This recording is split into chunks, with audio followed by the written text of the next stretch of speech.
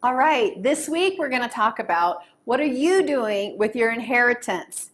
And I'm not talking about money. Even more importantly, I'm talking about how we are raising our children. So imagine you had a rich uncle and he died and he left you $1 million. Okay? What are you going to do with that? How are you going to spend it? Well, you may have a lot of ideas, but if you're wise, you're going to invest it. Why? Because then you get more later.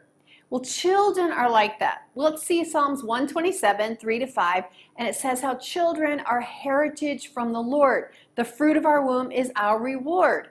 And it goes on to say how they're arrows in the hand of a warrior, and that even like the quiver is full of them. Our children are the arrows. Imagine if you had a bow, but you didn't have an arrow.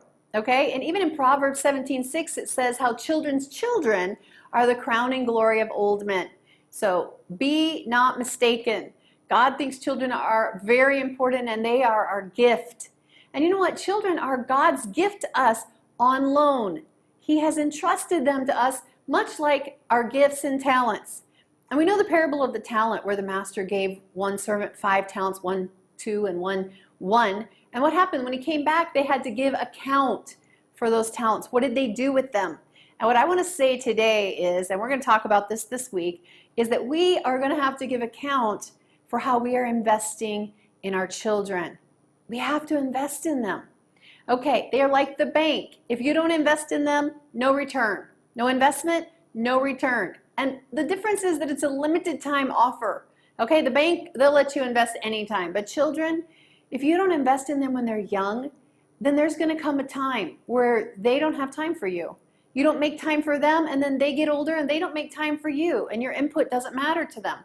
So don't see them as an inconvenience when they're little. Don't be too busy for them, okay? So the big mistake about fishing is about small fish.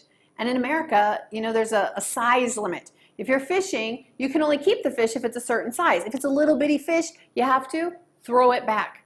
But you know what? That's become our mentality. We're wanting to share the gospel, and all these children raise their hand. We're like, really we're looking for the adults.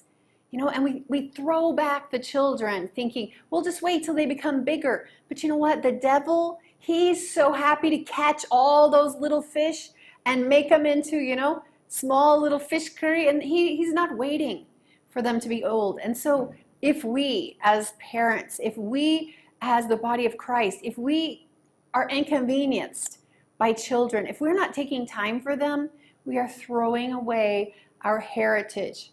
And C.S. Lewis, he's a famous author, and he says this, which I think is so true.